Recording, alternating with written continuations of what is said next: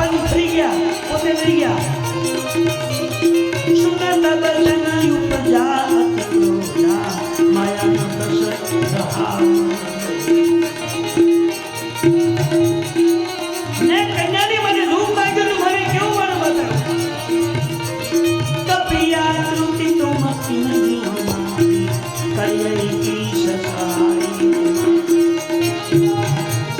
નારદજીએ ભગવાન પાસે ભગવાનનું રૂપ માંગ્યું હતું પણ ભગવાને વાંદર જેવું મોઢું આપ્યું શરીર માનવનું મોઢું વાંદરાનું નારદજીને ક્રોધ આવ્યો બોલા મહારાજ મેં સુંદર રૂપ માંગ્યું હતું મારું મોઢું વાંદર જેવું બનાવ્યું તમે હું શ્રાપ આપું છું કપિયા ત્રુટિ તું વિનંત ધર્મા કરિયે સહાય મહારાજ તમારી પાસે સુંદર સ્વરૂપ મેં માંગ્યું હતું અને મારું મોઢું વાંદર જેવું બનાવ્યું જાઓ પેલો શ્રાપ આપું છું કે હવે પછીના અવતારમાં વાંદરાઓ સિવાય તમને કોઈ મદદ નહીં કરે મહારાજ બીજો શ્રાપ આજે કન્યા મને મળવાની હતી અને જેમ રાજી થતો તૈયાર થઈને આવ્યો અને એ કન્યા તમે લઈ ગયા અને નારી યુગમાં જેમ ભટકો છો એ હવે પછીના અવતારમાં તમારે નારી યુગમાં ભટકવું પડશે મમ ઉપકાર નારી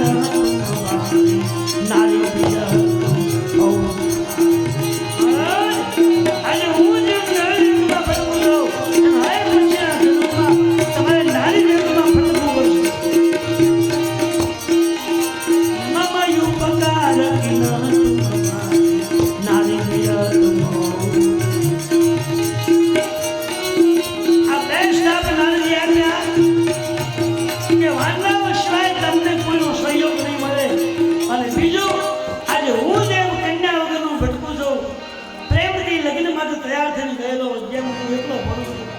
કન્યા ન મળી એમ તમારે મારે હવે પછીના અવતારમાં નારી યોગનો ભટકવું આમાં બીજો ભગવાન બે શ્રાપ માથા બસતા શ્રાપ શીશ ધરી હર્ષીય પ્રભુ બહુ વિનતી કિન નિજ માયા કે પ્રબલતા હર્ષી કૃપા નિધિ ચિન નારદજીએ ભગવાનને શ્રાપ આપ્યો અને એ શ્રાપ ભગવાને માથા પર ચડાવ્યો અને પછી ભગવાન કે ગયો વાંધો ભગવાને પડદો ઉડાડ્યો માયાનો હટાવ્યો જગ હરી માયા દૂર નિવારી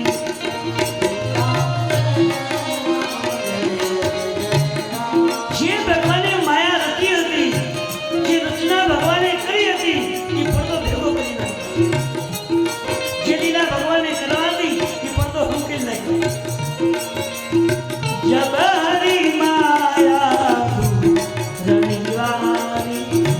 नहीं तरमान राजकुमार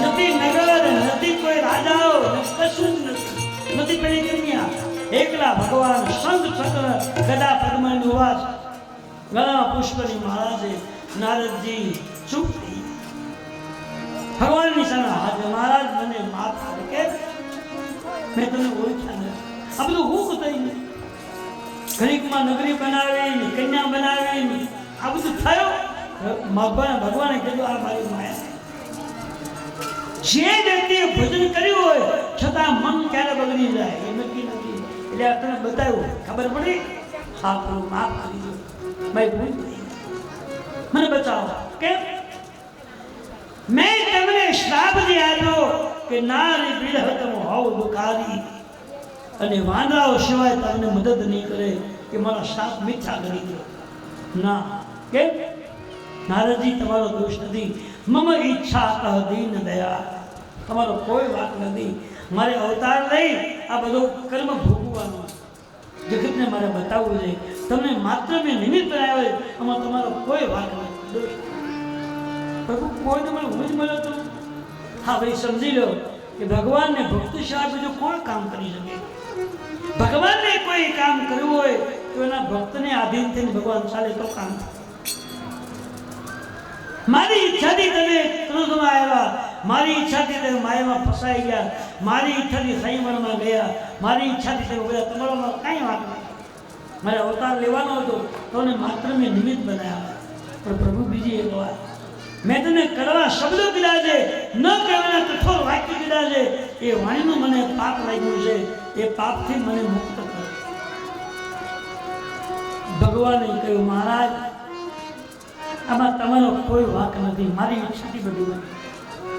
હવે નારદજી એમ કહે છે કે વાણીથી તમે અપશબ્દ બોલો એનું બહુ પાપ લાગે.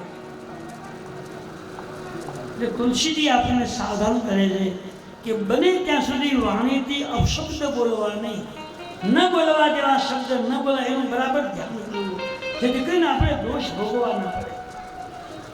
નારદજી જેવાને જો આનો વિચાર કરવો પડ્યો તો જ આપણો પૈસા ક્યાં. ભગવાને કહ્યું, મહારાજ તમને હું ક્ષમા આપી દઉં છું. નહીં મહારાજ, જે ભગવાનના મંત્રો જાપ કરવા પડે, જે ભગવાનની સ્તુતિઓ ગાવી પડે, એ મને ભગવાનને મેં ખરાબ ગાળો દીધી છે, ન કહેવાના કડવા શબ્દો કીધા છે, મને વાણીનું પાપ લાગ્યું. એ પાપથી મને મુક્તિ કરો. આપણે સવારથી સાંજ સુધીમાં જે ચર્ચાઓ કરીએ છીએ એમાં ઘણી પ્રકારની વાણીથી આપણા પાપ થઈ જાય. એ પાપને આપણે એક રસ્તો કરવો પડે ને. હવે પાપ જે ભૂલમાં તમે અજાણ્યમાં બોલી ગયા પાપ લાગ્યું તો એનું કરવાનું તો કઈ ઈલાજ તો છે ને. તો એનો ઈલાજ એ છે કે આપણા ગામમાં ઠાકોરજીનું મંદિર હોય કે ન હોય? છે ને? કેમ હાલ છે મંદિર? હું તો જાઉં ઘણી વાર જોયું. તો માણસ પાસે પૈસા વધી ગયા હોય અને ઘરમાં બહુ હસવાય એમ ન હોય તો સરકારે બેંક ખોલી છે, તો મૂકી આવો તો તમારી સહીથી જમા થાય અને વધતા તમને એનું વ્યાજ મળે. સોનું ઘરમાં બહુ હસવાય એમ ન હોય, તમને એમ લઈ જવાની બીક લાગે તો સરકારે ખાનું ખોલ્યું બેંકમાં, મૂકી આવો એટલે તમારું સલામત વાંચે, જોખીમ નહીં જોખીમ. એનો અમુક પૈસા ભરવા પડે, તમારું 12 મહિના હશે, 12 મહિના જે કંઈ થાય ભરવું પડે. પણ આપણે પાપ જે કર્યું છે એને કંઈક બેંક હશે કરી કોઈનું પાપ નહીં થાય, એની બેંક નહીં બને, ન બનાવી પડે. પૈસાના હવાના માટે સગવડતા કરી તો પછી પાપને પૂરી માટે સગવડતા ના થવી જોઈએ. ભાઈ ભગવાને કંઈ નહીં જાય નક્કી કર્યું હોય. હા, નક્કી કર્યું જ છે, ખબર છે ને? ભગવાનનું મંદિર જે છે એ પાપને પુણ્ય મૂકવાનું ઠેકાણું છે. માણસ સવારમાં નાહી ધોઈ પોતાના ઠાકોરજીને ઘરે અગરબત્તી દીવો કરી પ્રાર્થના પૂજા કરી અને દેવ મંદિરમાં દર્શન કરવા જાય અને મંદિરમાં જઈને ભગવાન એટલું જ કહે, હે ભગવાન, દિવસ દરમિયાન આ શરીરથી, આ વાણીથી, આંખથી કોઈ પ્રકારના પાપ ન થાય એવી સારી મને બુદ્ધિ આવે છે. એ તમે ભગવાન પાપ ન થવા દે. બસ એટલું બોલો, કાંઈ નહીં. હાજર જઈને એટલું કહો કે હે ભગવાન, દિવસ દરમિયાન જાણતા અજાણતા કોઈ ભૂલ થઈ ગયું હોય, પાપ થઈ ગયું હોય તો મારું પાપ માફ કરી દેજો, કે તમારું પાપ બધું માફ. આ 2 વાર જઈને ભગવાન પાસે વાત કરો કે તમારા દોષમાંથી તમને મુક્તિ મળી જાય. જાગશાને મંદિર 2 હા ન પડતા તમે કોઈ તો ટાઈમ જ ક્યાં છે. હવે કોઈની આગે પાછી કરી હોય, કોઈની નિંદા કરી હોય, કોઈનું કંઈક અડવડું કરવું હોય તો ટાઈમ મળે, તરત જ નવરાય આવો. જ્યાં આપણું કલ્યાણ થવાનું છે, જ્યાં આપણું હિત બનવાનું છે, ત્યાં આપણે જવાનો ટાઈમ નથી, બેઠો છે આપણી માટે. અને આમ તો શાસ્ત્રમાં એવો ઉલ્લેખ છે કે જે માણસે ભગવાનના મંદિરની પ્રતિષ્ઠા થઈ હોય અને ત્યારે 3 દિવસનો જે ગામનો બંધ હોય એમાં જેણે પ્રસાદ લીધો હોય એ રોજ એકવાર તો મંદિરમાં ફરજિયાત જવું જોઈએ. દાસ નહીં ક્યારે જમવા પાકી જાય, પણ મંદિરમાં બધી જવાની વાત નહીં, બહુ તો પૂરું જવાની ફરજ નથી. આપણે રોજ એક પાછા તમારું ભરું ચરણ રામ તીરથ ચલી જાય, રામ બસો કે મનમાં. સામે જે લખ્યું છે કે પગેથી હારીને કોઈ પણ સંસારનો જીવ, માણસ કે પત્ની કે પુરુષ, સ્ત્રી કે પુરુષ, હાથે પગે ચાલી અને દેવ મંદિરમાં જઈને ભગવાન ઠાકોરજીને કે ભગવાન ઈષ્ટદેવ રામને જાનકીને પગે લાગે એના પગમાં હું વાસ કરું. આવું લખ્યું છે. અરણકાંડમાં કથા આવશે તે હું કહીશ. અમદાવાદની કથા. ચરણ રામ તીરથ ચલી જાય, રામ બસવતીન કે મનમાં. પ્રભુ એના દિલમાં વાસ કરજો કે જીવે ત્યાં સુધી એના પગમાં દુખાવો ના. પગમાં દુખેનું કારણ મોટું આજકાલ મંદિરના પગથિયા નથી જોડાય એટલે દુખાવો રહેવાનો.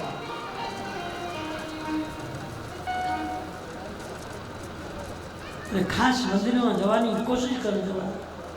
તમે જાઓ તો મને કોઈ નફો નથી અને ન જાઓ તો મને કોઈ નુકસાન પણ નથી. પણ એક બ્રાહ્મણ તરીકે, એક શાસ્ત્રના આધાર તરીકે એ લોકો જો કે આપણી ફરજમાં આવે. આપણા ગામમાં પાદર મંદિર હોય, ચોરે ઠાકોરજી બેઠો હોય ને એકવાર માણસ મંદિરે ન જાય તો એની કરતાં પશુ હારા નહીં. પશુઓને આપણે શું જોઈએ? પશુના એ ફરજ નથી, આપણી ફરજ ડાલી ખાધો ટાઈમ. કારણ કે અમારે ઘણું જવું પડે, ટાઈમ મળે તો બધો ટાઈમ મળે, આ ટાઈમ ન મળે.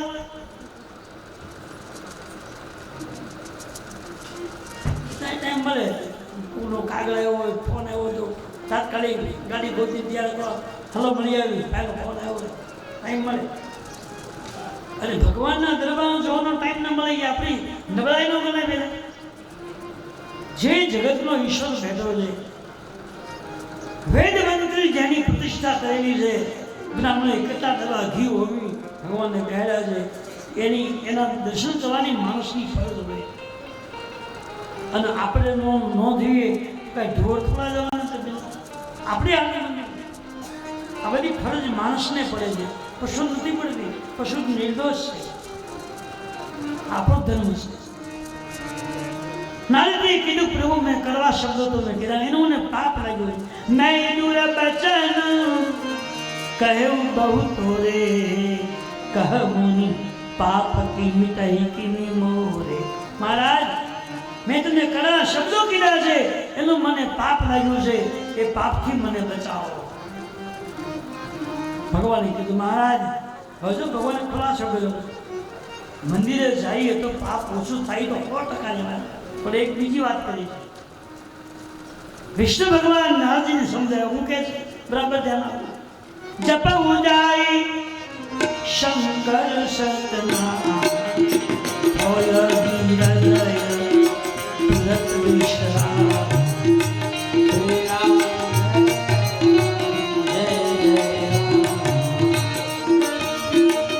નારદજી મેં કામ કરો, તમને જો ભી કે હું પાપ કરી દઉં છું, તમે જે બોલ્યા છે એનું પાપ નહીં લાગે એનું હું જવાબદારી લઈ લઉં છું. પણ છતાંય તમને જો બીક હોય તો એક રસ્તો બતાવો. એકાંતમાં જઈ અને ઓમ નમઃ શિવાયના મંત્ર જાપ કરો. જો વિષ્ણુ ભગવાન બોલે લખેલી ચોપાઈ કહું છું, અને 273 દુહા પછીની ચોથી ચોપાઈ છે. મને અખતો કરજો, લખેલી વાત કહું. જપવું જાય શંકર સતના હોય હૃદય તુરત વિશ્રામ. એકાંતમાં જઈ ઓમ નમઃ શિવાય એ ભગવાનનો મંત્ર છે, શિવજીનો પંચાક્ષર 7 અક્ષરનો મંત્ર. ઓમ નમઃ શિવાય પંચાક્ષર મંત્ર. આ મંત્રનો જાપ કરવાથી વાણી તેરા દોષ ધોવાઈ જાય. આમ તો એવું લખ્યું છે કે બપોર પછીના 3 વાગ્યા પછી શક્ય હોય તો ઓમ નમઃ શિવાયની તમે 5 માળા 10 માળા 11 માળા કરો તો વાણીથી દોષ નહીં લાગે. જે દોષ લાગ્યા છે ધોવાઈ જાય. રોજ કરો. મરશે નહીં તો પછી આગીબાજી કરવા કોણ જાય? બધા પાત્રે બેઠા હોય, આપણું ઘણા કંઈ સમાચાર આવે છે અને કંઈ સમાચાર નવા આપશે, એ બધું કોણ કરશે? કે એના કંઈ ટપાલી છે કે સમાચાર આપ્યા, આપણે ટપાલી થઈએ એના. કરજો. એક બ્રાહ્મણ તરીકે મારો ખાસ તમને અપીલ છે કે સત્કર્મ ગાજો રોજ કરજો, કરવા જેવું છે. ઓમ નમઃ શિવાય પંચાક્ષર શિવ મંત્ર છે અને વાણીના દોષ એ શબ્દથી ધોવાઈ જાય. આ લખેલી વાત કહું છું. જપવું જાય શંકર સતના. રોજ જપ કરજો વેલા બધા. બહેનો ભાઈને બધાને કરાય, આમાં કોઈનો દોષ કરાય ન કરાય એવું રાખતા જ નહીં, બધાને ફરજમાં આવે. માણસ તરીકે તમે આવ્યા હોય તો બધાનું ફરજમાં, એમાં કંઈ બીજું આવતું જ નથી. ગમે ત્યારે ગમે તે સ્થિતિમાં કરી શકો. મંત્ર એવો જપવું જાય શંકર સતનામા. શિવ મંત્રનો પંચાક્ષર જપ કરવાથી વાણીથી લાગેલા દોષ ધોવાઈ જાય. હું કહું છું રામકથા એ માનવ જીવનના એક વ્યવહારની કથા છે, નકરી માતા હાલવાની કથા નથી, સમજવા માટેની કથા. નારદજીને ભગવાને કહ્યું જાઓ મહારાજ આ મંત્ર જાપ કર્યો તમારી તમન્ના પૂરી. આ નારદજીના શાપને કારણે ભગવાને મનુષ્ય અવતાર લેવો પડ્યો છે. આ ભગવાનના અવતારનું કારણ છે. અને હવે ભગવાન શિવજી ભગવાનને કહે છે દેવી ભગવાનને અવતારનું છેલ્લું કારણ વિશ્વ વિદિત એક કઈ કઈ દેશ સત્ય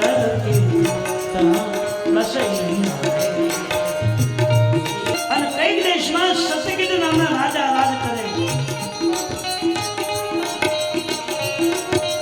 વિશ્વ વિદિત એક કઈ કઈ દેશ સત્ય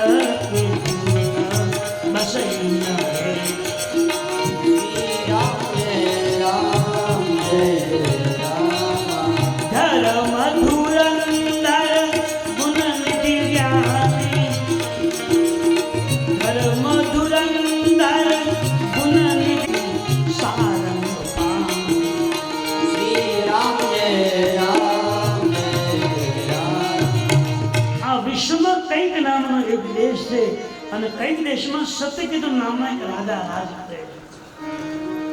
હવે સત્યકેતુની કથા છે એમાં કાળકેતુની કથા જોડાઈ જાય, બે કથા ભેગી થઈ જાય.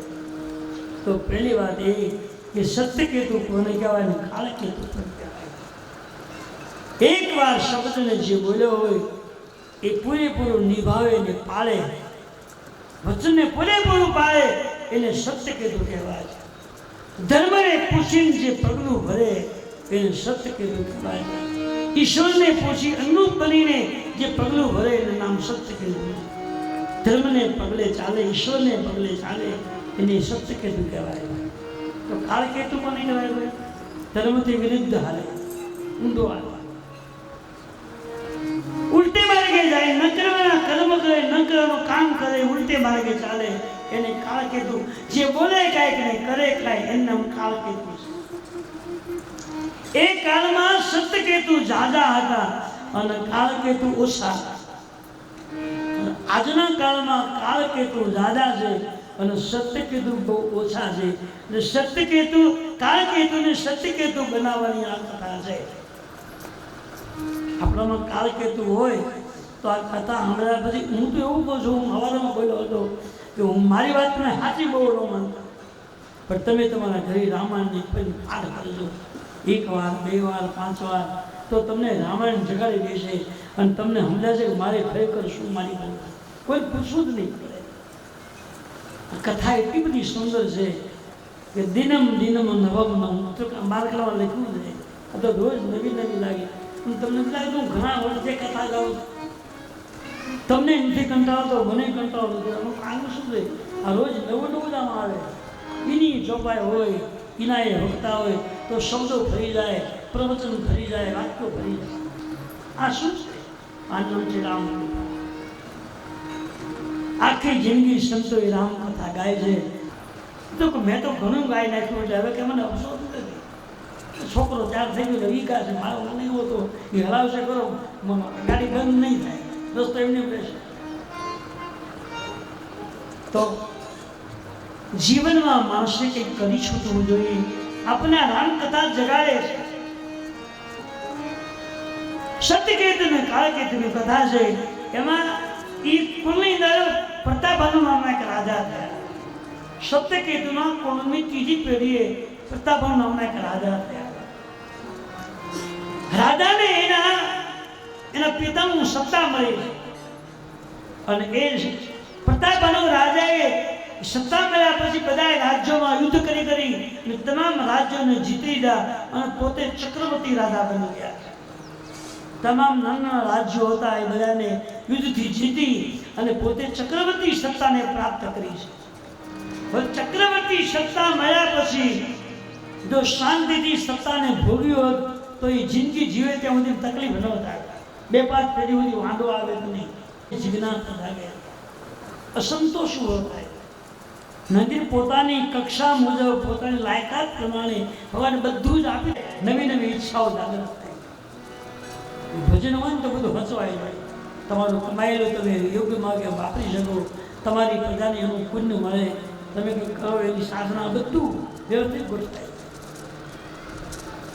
પ્રતાપભાઈને એમ થયું હજી કંઈક મળે, ચક્રવર્તી પદ તો છે પણ હજી મેળવવું છે. જિજ્ઞાસાથી ગયા. એમાં રાજા અંધારું થયું, દિવસ આસમે ગયો, ભૂલા પડી ગયા. હવે ભૂલા પડ્યા બધી એને રાજમાં જવાનો માર્ગ નથી મળતો. એમાં એક સુંદર ઝૂંપડી જોઈ અને ઝૂંપડીમાં એક મહાત્માજીને જોયા. જબરદસ્ત મોટી જટા, મોટી દાઢી, ભગવા કપડા પહેરેલા, કપાળ આખું રંગેલું. એ રાધાનો સ્વભાવ છે. એટલે સાધુને જોયા એટલે ઘોડા પર ઉતરી 2 આગળ ગયેલા. મહારાજજી તમારા ચરણમાં પ્રણામ કરું. પણ રાધા દેશ ને એ સાધુને ઓળખી શક્યા નથી. પણ સાધુ રૂપમાં જે હતો એ વ્યક્તિ રાજાને ઓળખી ગયા. કારણ કે એ એક વખત રાજા હતા. એનું રાજ્ય પ્રતાપભાઈને લઈ લીધું, જીતી લીધું. પછી એ રાજા સાધુ બનીને ફરે. એટલે ખાલી નકલી સાધુ હતા, અસલી નહોતા, દેખાવ પડતા. અને બધું વહી ગયું. પછી ફેક પાડી લીધું. એ રાધાને ઓળખી ગયા કે અમારો દુશ્મન છે.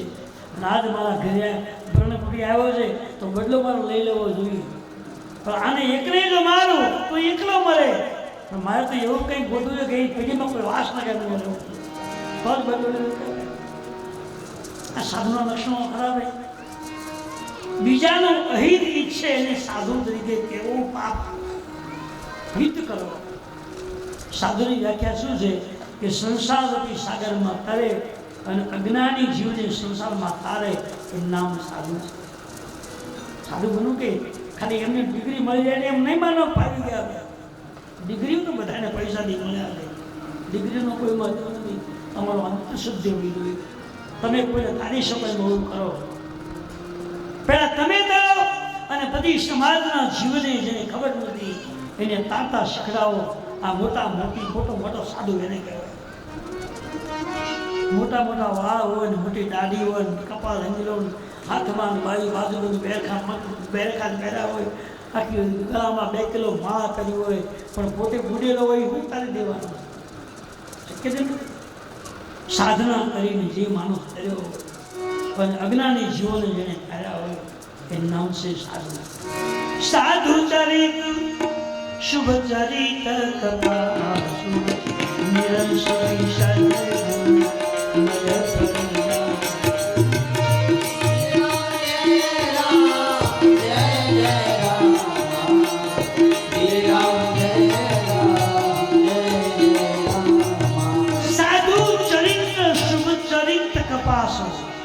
સાધુનું જીવન કપાસના ફૂલ જેવું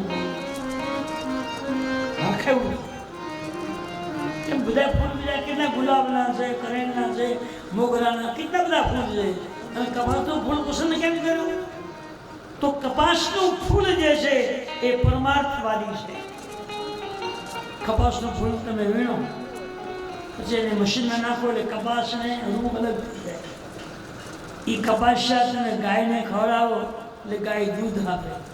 એ દૂધને તમે મેળવીને દહીં બનાવો, પછી દહીંને વધવો એટલે એમાંથી માખણ નીકળે. માખણને ગરમ કરો એટલે એમાંથી ઘી નીકળે. અને એ ઘીમાં રૂની વાટ બાળીને મૂકો એટલે અંજવાળો પડે, દીવો પડે. એક ફૂલ પુરુષાર્થમાં ફરતો લઈ અને અનેક પ્રકારના કષ્ટો વેઠી અને આખરીમાં દુનિયાને પ્રકાશ આપે. તો સાધુ એને કહેવાય જેને માનવ જન્મ મળ્યો હોય એ તડકો, ઠંડી, ગરમી સહન કરી અને તાપમાં બેસીને સાધના કરે અને પોતે કરે. અને જે તરી નથી શકતો એને તરતા શીખડાવે. પુષ્કરમાં તારે નામ સાધુ.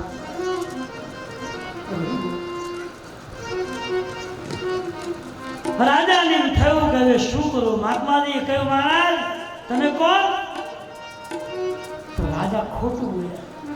સત્યકેતનો દીકરો છે, પ્રતાપબાનો મહારાજ નામ છે, પણ એ ખોટું બોલ્યા કે હું પ્રતાપબાનો પ્રધાન છું. પોતે રાજા હતા પણ અસત્ય બોલ્યા. તો સત્યકેતનું સંતાન અસત્ય બોલે નહીં તો શું કામ બોલ્યા ભાઈ? કારણ શું બોલવાનું? ખોટા સાધુના સંગમાં જવાથી એને ખોટું બોલવાની ઈચ્છા થઈ. તો સાધુ સાચો હોત ને તો એ ખોટું બોલવાની ઈચ્છા ન થાય, પણ સાધુ દેખાવ પડતો છે કે મન બહુ એનું વહેલું. ખોટા સાધુનો સંગ કરવાથી આપણું મન ખોટું બોલવા મન કરે, ખોટું બોલાય. મહાત્માએ કહ્યું, મહારાજ મારી પાસે એટલી બધી વિદ્યા છે કે તું પોતે રાજા છું, હું જાણું છું. જાણતા તો ઓળખે છે પણ ગપ્પો માર્યો, હું તને મારા ભજનથી ઓળખી ગયો. રાજા પગમાં પડી ગયા, મહારાજ મને માફ કરજો, તમારી વાત સાચી, હું પોતે રાજા છું. રાજા મારી પાસે ભજનની એટલી બધી સિદ્ધિઓ છે, દુનિયાની કોઈ પણ ચીજ માંગુ હું તને આપી શકું. તો રાજાને એમ થયું તો ફાવી ગયો, મારે કઈ ભટકવાની જરૂર નથી. બોલ શું જોઈએ, તું જે માગતે આપે. રાજાને જો આવો મોકો મળ્યો છે ને આપણને બધું આપે હોય તો દોડવાની જરૂર ક્યાં, માગી જ લઉં. આ માગ બોલ. જરા મરણ દુઃખ રહિત તનુ સમર જીતે જની કો એક ચતુર્વિધ મૂળ નમઈ રાજ કલ્પ સકો. મહારાજ જો મારી પર તમે રાજી ખુશી હોય અને તમારે આપવું જ હોય તો પહેલું મારું મૃત્યુ ન થાય. મને કોઈ મારી ન શકે. આખા વિશ્વનો માલિક બનું, કોઈ બીજો માલિક બનું, એક રાજા, મારું મૃત્યુ ન. મહાત્માએ વિચાર્યું કે ચક્રવર્તી રાજા તો છે, હજી આને અમર થવું છે અને આખા વિશ્વનો માલિક બનવું. કેટલી બધી ઈચ્છાઓ, અને અતિ ઈચ્છા જે છે એ શરીરનું પતન કરે. ઈચ્છા બહુ નહીં રાખવી જોઈએ. આપણા પૂરતું મળે પછી રાધી રહેવું, ભગવાને ઘણું આપ્યું. પછી માગ્યમાન કરવાથી શું ફાયદો? પછી આપણી લાયકાત ઘટે છે. ભગવાનનો સિદ્ધાંત છે તમારી અનુકૂળતા પ્રમાણે તમારી લાયકાત મુજબ ઠાકોરજી તમને આપતો જાય. કોઈ દી તમારે કંઈ માગવાની જરૂર રહેતી જ નથી. પણ આપણો જે આપણો સ્વભાવ એનો છે એ ભગવાન હું ગમે એટલું આપું તો માગ્યા બોલે એમ નથી. સમજવાને દેવાને શું જરૂર? ભગવાને સમજી આને કોઈ કહેવાય નહીં. એટલું બધું આપ્યું તો હજી હા. રાજાએ કહ્યું મહારાજ, મહાત્માએ કહ્યું મહારાજ માગી લો. રાજાએ કહ્યું મારું મૃત્યુ ન થાય, મને કોઈ મારી શકે નહીં, મને કોઈ જીતી શકે નહીં, આખા વિશ્વનો માલિક હું. મહાત્માએ કીધું રાજા જન્મે એનું મૃત્યુ થાય છે અને મૃત્યુ થયાનો જન્મ થાય તો નિર્વાદ વધતો કોઈથી શક્ય નથી. જન્મીને ફરજિયાત મરવાનું હોય. આ બાજુ રાજાની મનોમતી ફરી, પણ મહાત્માને એમ થયું કે દુશ્મન છે, આનો બદલો લેવો તો છે, પણ કઈ રીતે લેવો? મહાત્માએ રસ્તો કર્યો કે એક વાત છે, અને આમનો તો મારો તો એકલો મારે, પણ મારે એનું કંઈ કરવું. ભગવાન મહાત્માજી કીધું રાજામાં સાંભળ, તે જે માગ્યું શક્ય નથી, પણ છતાંય તારે જો માગેલું જોઈતું હોય એક કામ કર, તારા ઘરે આખા ગામના બાળકોને બ્રાહ્મણને બોલાવ અને બ્રાહ્મણની રસોઈ બનાવી, ખૂબ બ્રાહ્મણને જમાડ અને બ્રાહ્મણો જમે, પછી એને દક્ષિણા દે અને બ્રાહ્મણ તને આશીર્વાદ જો આપી દે તો તને કોઈ મારી શકે નહીં, તને કોઈ જીતી શકે નહીં, અને આખા વિશ્વનો તું માલિક બની. રાજાએ કીધું હું બ્રાહ્મણ તો કહ્યું નહીં, ગામનો કોઈ બ્રાહ્મણ બાકી ન આવ્યો જોઈએ. તો રાજાને જો મોડું હું તો જ્યાં વહેલું કરી નાખું, મારે ખાલી પબ્લિક બ્રાહ્મણને બોલાવો, આખા ગામના બ્રાહ્મણ. બહુ સારું. એક શરત કે જે દિવસે બ્રાહ્મણોને બોલાવો એ દિવસે તમારે મારા આંગણે પધારવું પડે. મહાત્માજી ગપ્પો માર્યો કે જો ભાઈ, આમ તો મારો જન્મ હજી કોઈને ખબર નથી, કેટલા વર્ષ જાય નથી ખબર, મારી બધી કેટલા બધા કાળ વયા ગયા. હા ગપ્પા મારાને શું મારો ભાઈ, ક્યાં હું પૂછું કે મેં તો એવો બોલી નાખતા શું કરી દીધું, મારું વધતું નથી, અને કેટલાય કાળ રહી ગયા તો હજી મને ખબર નથી. ત્યાં રાજા ખુશખુશાલ થઈ ગયા કે આટલા કાળો વહી ગયા તો જ ને દુનિયાનું ભાન નથી, અને આ કે જમતા નથી, આમના બે છે તાણ ફરી પડેલા હવે ઉદાસ નહોતી બગડી. મહાત્માજીએ કહ્યું કે એક ઉપાય છે, તારી ઈચ્છા પૂરી કરો, શું કરવાનું? હા મહારાજ, મારો એક નિયમ છે કે હું ઝૂંપડી છોડી અને જ્યાંથી અહીં આવ્યો છું ત્યારથી બહાર નીકળ્યો નથી. ઝૂંપડીમાં જ બેહું. મેં કોઈને દર્શન દીધા ને પહેલા તને આપ્યા છે. તું ભાષાએ મેં તને દર્શન આપી દીધા, હું કોઈને દર્શન આપતો જ નથી. રાધાને બહુ વિશ્વાસ આવી ગયો તો મને ભગવાન મળી ગયા. કરીએ પગ પકડે ધન્ય બની. હવે હું તો નહીં આવી શકું, પણ મારો ચેલો છે એને હું મોકલીશ, તારું કામ કરી દેશે. રસોઈ બ્રાહ્મણની બનાવશે, તારે ચિંતા નહીં કરવાની. અને એક રૂમ અલગ ત્યાં રાખજે, બધી વસ્તુ સામગ્રી ત્યાં રાખજે. અને એ મારો ચેલો હવારમાં આવી જશે અને બ્રાહ્મણ રૂપમાં જનોઈ પહેરીને આવશે, રસોઈ બનાવી દેશે. એ કાયમ બહુ સારી વાત છે. તમારો આભાર. ને રાજા પગમાં પડે, મહારાજ આજે હું ધન્ય બની ગયો. તો ધન બનશે હું બોલી કોને કરું? તો વેમ શું બેટા, બહુ ઈચ્છા નાશ કરે. રાત્રિ પડી અને રાજા થાકેલા હતા એટલે એને ઊંઘ આવી ગઈ અને ટેકો મેળવે એટલે ઊંઘ આવી ગઈ. ત્યાં મહાત્માનો ચેલો હતો એ આવ્યો, શું નામનો રાક્ષસ હતો. રાજાને પ્રતાપ અને શૃંખલા જોઈને તલવાર ખેંચી ખડગલી મારવા જાય. મહાત્મા ગઈ બોલે મારતો નહીં. કેમ? આને જો મારીએ તો એટલો મરેલું છે, પણ મેં યોજના ગોઠવી છે કે પેઢીમાં કોઈ વાસના કેમ નહીં રહે. કઈ રીતે? આજથી ત્રીજે દિવસે એના ત્યાં બ્રાહ્મણ જમવા આવશે અને તારે બ્રાહ્મણ રૂપ લઈને જવાનું. એ રૂમ ખાલી કરી દેશે, તારે કષ્ટ વસ્તુ રસોઈ બનાવવાની. બ્રાહ્મણો જમવા બેસે અને બ્રાહ્મણને ક્રોધ આવશે, કષ્ટ વસ્તુ જોઈ બ્રાહ્મણો શાપ આપશે અને રાધાનો સત્યાનાશ ન થઈ જશે. બહુ સારું. મહાત્માએ કોઈ એક કામ કરે, આ રાધા ઊંઘમાં છે, આમના ઉઠાય, માયા કરે, નગરમાં પહોંચાડી દે. તારે એ માયા કરી અને હું ચલા રાધા ઉસકી સીધા નગરમાં પહોંચાડી. એક માયા તો માયા બી છે ભાઈ, ગયા લઈ ગઈ. હવામાં રાજા લાગે, મંત્રીને બોલાવ્યા. અરે ભાઈ, હવે તો 2 દિવસ બાકી છે, 2 દિવસ પછી મારું મૃત્યુ નહીં, મને કોઈ મારી નહીં શકે, કોઈ જીતી નહીં શકે, આખા વિશ્વનો હું માલિક બનવાનો છું. હજી નહીં. એક દિવસ ગયો અને બીજો દિવસ થયો એટલે રાજા ને રાણી બેવ બહાર નીકળ્યા છે. નગરના પ્રત્યેક બ્રાહ્મણને ઘરે જઈને વાત કરી કે આવતીકાલે 11 વાગે મારા ઘરે જમવા આવવાનું બને. બ્રાહ્મણે હા પાડી. સાંજનો સમય થયો, સવાર પડ્યું, રાત્રિ પૂરી થઈ, સવાર પડ્યું. પેલો મહાત્માજીનો ચેલો બ્રાહ્મણના રૂપમાં આવ્યો. રાજાએ એક રૂમ ખાલી કરી દીધો. પેલો રૂમમાં જઈ દરવાજા બંધ કરી રસોઈ બનાવવા લાગ્યો. શું બનાવ્યું રાધાને ખબર નથી. અને બ્રાહ્મણનો ટાઈમ થયો. 8 વાગ્યા, 9 વાગ્યા, 11 વાગ્યા બ્રાહ્મણો આવ્યા. સજોડે બ્રાહ્મણો આવ્યા છે. આ તો રસોઈ જમવા આવ્યા છે. હાથમાં છલના લોટા પીતાંબરીઓ પહેરેલી છે. બ્રાહ્મણો આવ્યા.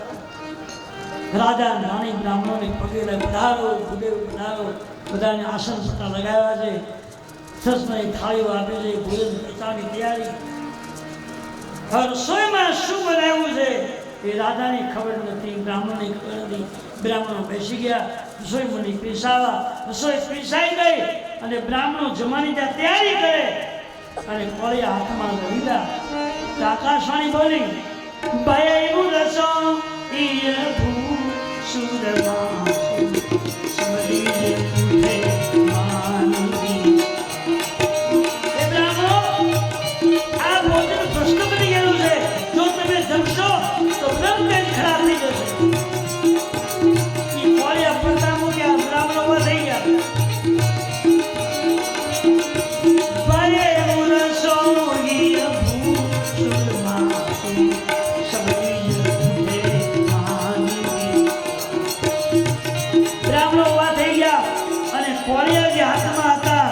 મોઢા મૂકવાને બદલે પડતા મૂક્યા.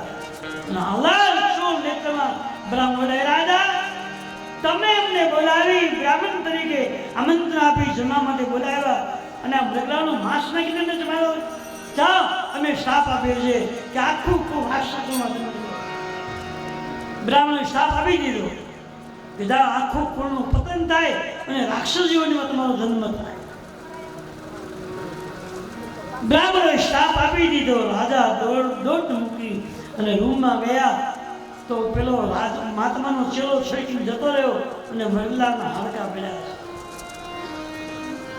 રાજા દોડતા બહાર આવી બ્રાહ્મણો મને માફ કરો. મૂકી ડાક્ટર બ્રાહ્મણે કહ્યું કે રાજા, બ્રાહ્મણના મુખમાંથી શબ્દ જે પડ્યો હોય એટલે ભગવાન ફેરવી શકે નહીં. ને એમાંય ભૂખ્યો બ્રાહ્મણ શ્રાપ આવે એટલે ખલાસ, સત્યાનાશ. હવે કઈ કરવાનું? ભૂપતિ બાવઈ મિટઈ નહીં જદપિ ન દૂષણ ત્યોર વિપ્રતાપદે અન્નતા હોય વિપ્રવતિ ગોર. હે રાજા સાંભળી લો, બ્રાહ્મણના મુખમાંથી જે શબ્દ નીકળ્યો છે એને ભગવાન ફેરવી શકે નહીં. ખાતરી કરો અમારા મારામાંથી પડી ગયું એ હવે ફરે નહીં. ભલે તમે નિર્દોષ હોય, દોષિત હોય, એ તો તમે ભગવાન જાણો. બાકી ભૂખ્યો બ્રાહ્મણ જો બોલ્યો હોય તો એનામાં તમે શ્રાપ નીકળ્યો હોય એમાં ફેરફાર થાય નહીં. અમુક સમય ગયો અને કુળ આખું પતન થઈ ગયું. કાલ પાઈ સોઈ સુન સોઈ રાજા ભય નિશાકર સહિત સમા. આખું કુળ પતન બધા પ્રતાપનું રાજા તો રાવણ બન્યો છે. ધર્મરુચિ નામનો એનો નાનો ભાઈ હતો એ કુંભકર્ણ બન્યો છે. એ પ્રતાપનો રાજા હતો એ રાવણ બન્યો છે. અને અરિમર્દ નામનો એનો નાનો ભાઈ હતો એ કુંભકર્ણ બન્યો છે. ધર્મરુચિ નામનો જે મંત્રી હતો એ વિભીષણથી બન્યો છે. એમ આખું કુળ રાવણ કુળમાં જન્મ. ભગવાન શિવજી કહે કે હે ભવાની, રામાયણમાં રામજી પહેલા રાવણનો જન્મ થાય છે અને રાવણના જન્મ પછી બીજો જન્મ જાનકીજીનો થાય છે. કારણ આવું કેમ કરી છે ભાઈ? તો માણસના જીવનમાં પહેલો રાવણ આવે છે, અસત્ય પહેલો આવે છે. અસત્યનો ત્યાગ તમે કરો તો ભક્તિ પ્રગટ થાય છે. અને ભક્તિને બરાબર તમે અપનાવી લો, ભક્તિના તમે કપડા પહેરી લો એટલે બ્રહ્મની પ્રાપ્તિ થાય. સીધો વિચાર. આખું કુળ રાવણ કુળમાં જન્મ્યું છે. રાવણને લંકાનું રાજ્ય મળ્યું, લગ્ન થયા. રાવણને મંગળી નામની સારી સીતા લગ્ન થયા. વજ્ર નામની સાથે વિષ્ણુ લગ્ન થયા. શર્મા નામની સીતાએ કુંભકર્ણ લગ્ન કર્યું. ત્રણે ભાઈ લગ્ન કર્યા. રાવણ રાજા બની ગયો. હવે રાવણને એક વાતનો આનંદ થયો કે મને બ્રહ્માજી એમ કીધું હતું તપ કરવા ગયા હતા. તેની ભાઈ તપસ્યા કરી બ્રહ્મા પસંદ થયા. રાવણને માગવાનું ગયું. રાવણે કીધું હમ કા હુકમ મરે મારે, હું કોઈથી મરું નહીં, મને કોઈ મારી શકે નહીં, મને કોઈ જીતી શકે નહીં અને અમર બની જાઓ. બ્રહ્માજી કીધું ભાઈ રાવણ, જન્મ મરે છે, મરે જન્મ, અમર દુનિયામાં કોઈ છે નહીં. પણ એક ધ્યાન રાખજે, નર ને વાનર સિવાય તને કોઈ જીતી નહીં શકે. રાવણ ખડખડાટ મળ્યો હસવા કે હવે વાનરને માનની મને બીક જાતને કોઈ નહીં મારે. કુંભકર્ણે કીધું ભાઈ તું માગી લે. તો કુંભકર્ણે માગ્યું. શું માગ્યું ખબર? એને માગવું હતું ઇન્દ્રનું રાજ્ય. ઇન્દ્ર પાસે જે વૈભવ છે સત્તા એને જોઈતી હતી. ઇન્દ્રની ગાદી માગવાની ઈચ્છા કરી, પણ એ ગાદી માગવા તૈયારી કરી ઇન્દ્રની. ત્યારે દેવતા મજાવી કે જો કુંભકર્ણ ઇન્દ્રાસન માગી લેશે તો દુનિયામાં કોઈને રહેવા નહીં દે. એટલે બધા દેવતાએ બ્રહ્માની સ્તુતિ મહારાજ જલ્દી જાઓ અને કુંભકર્ણને મતી ફેરવી નાખો એટલે હમણાં ઊંધું મારી દેશે. બ્રહ્માજીએ પ્રેરણા કરી, સરસ્વતીને મોકલા. સરસ્વતી ગયા, અહીંયા ભગવાનને માગવાનું કહ્યું અને કુંભકર્ણ માગવા માટે જ્યાં આમ બોલવા જાય ત્યાં સરસ્વતીએ પ્રવેશ કર્યો, મતી ફેરવી. લખ્યું છે સાદર પ્રેરી તાસુ મતી ફેરી માગે માસ સતકેતા છો નીતિ કહેતા હું. કુંભકર્ણને ઇન્દ્રનું શાસન માગવું હતું, પણ સરસ્વતીએ વાણી ફેરવી બ્રહ્માના કહેવાથી અને 6 મહિના સુવાનું અને એક જ દિવસ જાગવાનું માગી લીધું. ભગવાને ખટકો રાખી ઉતારે તથાસ્તુ કીધું અને ભગવાને કુંભકર્ણને ભગવાને કીધું મહારાજ હા બસ આગે લીધું. ભગવાનનું ભાઈ મારી ભૂલ થઈ ગઈ. શું મારે તો ઇન્દ્રાસન માગવાનો હતો, મેં તો ઊંઘ માગી લીધી. ભગવાનનું ઘરે ફેરફાર ન થાય તો 6 મહિના હું રહેવાનું, એક દિવસ જાગતા અને 6 મહિને એકવાર જાગે તોય આખી દુનિયા ધ્રુવતી હતી. એ ખાઈને જાગતો રહ્યો તો પણ જવા જ ન દે. એટલે ભગવાને બધું સમજીને કામ કર્યું. હવે રાવણને એમ લાગ્યું કે દુનિયામાં મારા જેવો કોઈ રાજા નથી, અને મને બ્રહ્માજી એમ કીધું હતું કે નર ને વાનર સિવાય તને કોઈ મારી નહીં શકે, નર વાનરની કોઈ તાકાત નથી કે મને મારી શકે. એટલે મારી બીકની પણ એક વસ્તુ છે કે કદાચ ભગવાન પોતે મનુષ્ય રૂપે આવ્યો હોય તો મને 100% મારી નાખે. તો હવે શું કરું? મનુષ્ય રૂપે જો ભગવાન આવ્યો હોય તો મને રહેવા ન દે, તો હવે કરવું શું? રાવણે નિર્ણય કરી, પોતે રાજા એટલે નિર્ણય જાહેર કર્યો કે મારી લંકામાં કોઈ રામ નામ લેવાનું નહીં, મંદિરો બંધ, રામ નામ બંધ, વેદ પુરાણો બંધ, યજ્ઞો બંધ, બધું બંધ કરાવ્યું. આ તો રાજા છે ને ભાઈ, બધું બંધ કરાવ્યું. બધું બંધ કરાવ્યું એટલે અધર્મ વધ્યો. જ્યાં ધાર્મિકતા ન હોય ત્યાં શું વધે? જે ઘરમાં કે જે ગામમાં ધાર્મિકતા ન હોય ત્યાં વધે હું? દૂષણો વધે, પાપ વધે, અનીતિ વધે, અધર્મ વધે, ચોર વધે, જુગારી વધે, દારૂડિયા વધે, અનીતિ વધે, અધર્મ વધે. જો ધાર્મિકતા હોય તો ઘરમાં કદી દૂષણ ના આવી શકે, અને ગામમાં ધાર્મિકતા હોય તો ત્યાં પણ કદી દૂષણ આવી નથી. ધાર્મિક ના હોય બધું આવે. એટલે લંકામાં પાપ વધ્યું, યજ્ઞો બંધ, રામ નામ કેમ? પુરુષે લખ્યું છે નહીં હરિ ભગતિ જગ તપ જ્ઞાન સફળ દેવ શ્રીયન દેવ શ્રી રામ જય રામ જય યજ્ઞો બંધ, રામ નામ બંધ, દેવમંદિરો બંધ. હા, બધું શું? ધાર્મિકતા બંધ થઈને અધર્મ વધ્યો. સમાજના લોકો માતા પિતાને માનતા બંધ, ધર્મને માનતા બંધ, વેદ પુરાણને માનતા બંધ, સાધુ બ્રાહ્મણને માનતા બંધ. બાદહી ખલકો ચોર જુવારા પરધન કર જલમ પરધા. ચોર વધ્યા, જુગારી વધ્યા, દારૂડિયા વધ્યા, અનીતિ વધી, અધર્મ વધ્યો. ધર્મ ક્યાંય રહ્યો નહીં. सकल धर्म दे कहीं परिता कहीं न सकली रावण કોઈ વ્યક્તિ રાવણને સમજાવે છે નહીં, કઈ સકઈ રાવણ ભયભીતા. બધા રાવણથી બીવે છે, રાવણને તો સમજાવવા જાય કઈ નથી.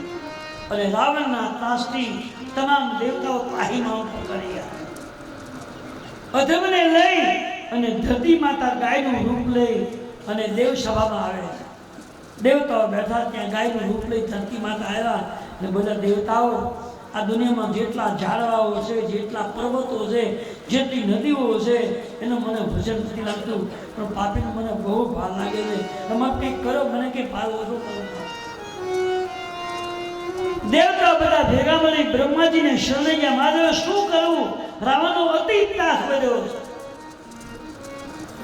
બ્રહ્માજીએ કહ્યું, પ્રભુ હવે એક રસ્તો છે, શિવ સાગરમાં ભગવાન વિષ્ણુ પરમાત્મા છે, એની આપણે બધા સ્તુતિ કરીએ અને વિષ્ણુ ભગવાન પ્રસન્ન જો થાય તો આમાંથી કાંઈક રસ્તો મળે. તમામ દેવતાઓ સાથે ગાય માતાનો રૂપ લઈ ધરતી માતા આવે અને શિવ સાગરને કિનારે જઈ અને બ્રહ્માજીની સ્તુતિ કરે. બહુ સુંદર શબ્દમાં સ્તુતિ છે, પણ ટૂંકમાં સમય બહુ જ ઓછો છે. જો કથામાં હું બીજું કંઈ લાવતો જ નથી, બને ત્યાં સુધી કથા પર ધ્યાન દઉં છું, પણ તોય ટાઈમ ઘટે છે. મને એમ વિચાર આવે છે કે આ લોકો એક ટાઈમ કથા કરે કેમ પૂરું કરતા હતા. હું નવી નવી પૂરેપૂરું ધ્યાન આપું છું, ટાઈમ ટુ ટાઈમ આવું છું, તોય માન આમ ધકેલી આપું છું. ત્યારે માર ઠેકાણે હવે આ લોકો એક ટાઈમમાં 3 કલાકમાં આખી રામકથા કરે ખોટી વસ્તુ. નવાન પડાય. આ કથામાં આગળમાં લખ્યું છે કે રામકથા 9 દિવસની કથા છે. આ તો કળિયુગ છે ને, આમાં બધા જેમ કરે હાલે. એને કંઈ રસ ન હોય એટલે તું એને ટૂંકમાં પોતાને પૈસા લેવાના હોય એટલે તો બધું કરે. બ્રહ્માજીની શરણે દેવતા ગયા છે, ગાય માતા જોડે આવ્યા છે અને બ્રહ્માજીની સ્તુતિ કરે. બહુ સારી સ્તુતિ. સીતારામ રામ રામ સીતારામ રામ રામ સીતારામ રામ રામ સીતારામ રામ રામ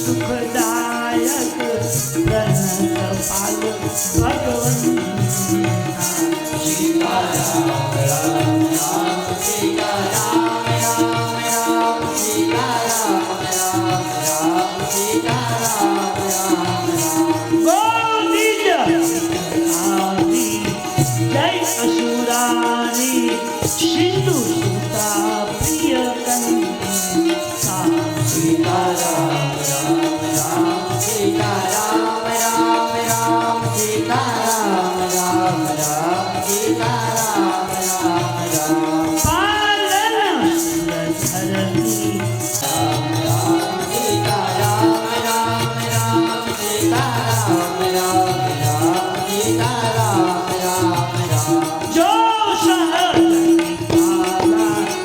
दीन दयाला करो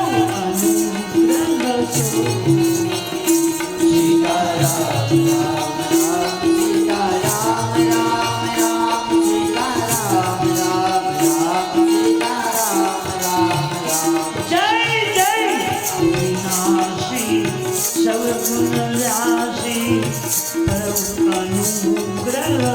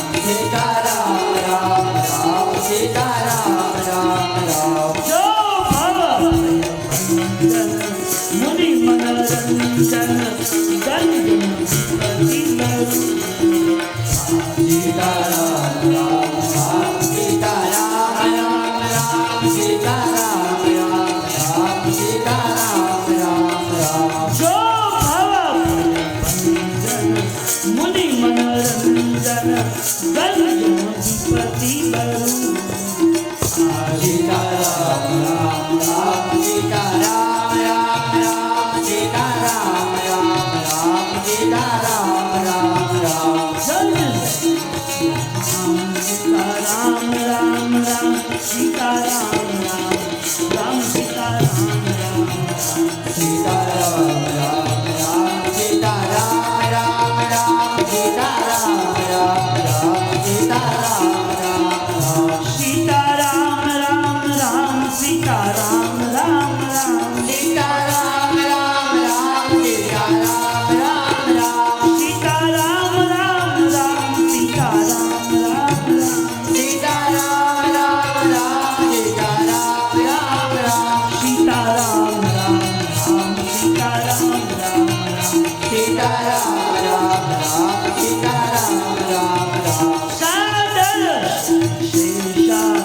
વિષય શેષા જાતો નદી જા સીતારામ રામ રામ સીતારામ રામ રામ સીતારામ રામ રામ સીતારામ રામ રામ જય દી આવે વેદ પુકારે દર્શ શ્રી ભગવાન સીતારામ રામ રામ સીતારામ રામ રામ સીતારામ રામ રામ સીતારામ રામ રામ ભાવા નિધિ સુંદર શબ્દ વિધિ સુંદર ગુણવંદિત સુરજુ સીતારામ રામ રામ સીતારામ રામ રામ સીતારામ રામ રામ સીતારામ રામ રામ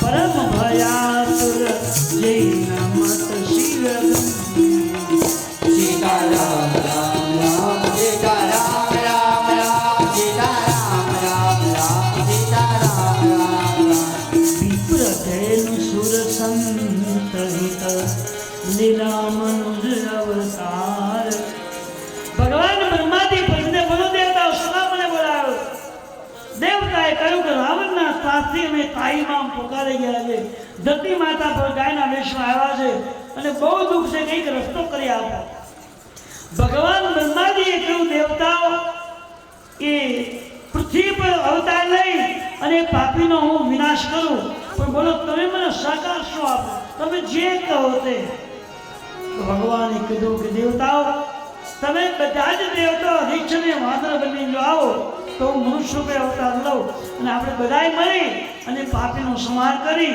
ધર્મની સ્થાપના કરી ખબર મંદિર જો તમે મનુષ્ય રૂપે આવવાના હોય તો રીછ અને વાંદરા બનવા તૈયાર છીએ આ બાજુ રાવણે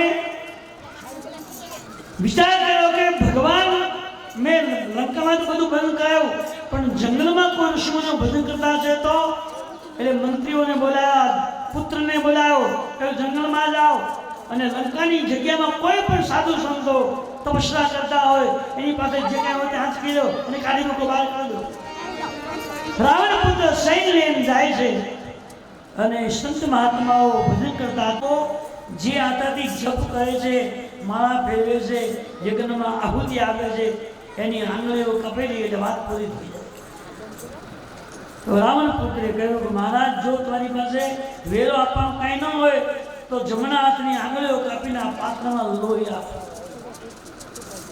કારણ કે રાવણનો પુત્ર હોશિયાર છે અને નિયમ એવો છે કે હાથ પગની આંગળી ખંડિત હોય અથવા કાન અથવા નાક ખંડિત હોય એને ધર્મ કાર્ય કરવાનો હક અધિકાર નથી અને કદાચ ધર્મ કાર્ય કરે તો એનું પૂરેપૂરું ફળ મળતું નથી એટલે રાવણના પુત્રે બુદ્ધિ દોડાવી કે આંગળા કાપી એટલે વાત પૂરી થાય પછી યજ્ઞમાં આહુતિ આપી શકે નહીં હવન કરી શકે નહીં જાપ કરી શકે નહીં મહાત્મા લોકોએ લોહી આપ્યું પણ આપતા આપતા કહ્યું હે રાવણ પુત્ર એક વાત સાંભળી લે આ દુનિયાની અંદર ધાર્મિક વિધિ માટે કોઈ કરવેરો માગતો નથી અને તારા પિતાએ તેને જો મોકલેલો હોય તો અમે લોહી આપીએ છીએ પણ જા આ લોહીથી રાવણ કોનો વિનાશ થશે લોહીનું પાત્ર લઈ લંકામાં ગયા રાવણે પૂછ્યું બેટા શું કર્યું કહ્યું કે એની પાસે કંઈ હતું નહીં એટલે એની આંગળીઓ કાપી પાત્રમાં લોહી કહ્યું બહુ સારું કર્યું પિતાજી એને એમ કીધું છે કે આ લોહીથી રાવણ કુળનો વિનાશ થશે હવે શું કહ્યું રાવણને બીક લાગી તો ઉપાધિ મૂકી આવે લંકામાં લગાય નહીં જાઓ લંકાની બહાર મૂકી આવો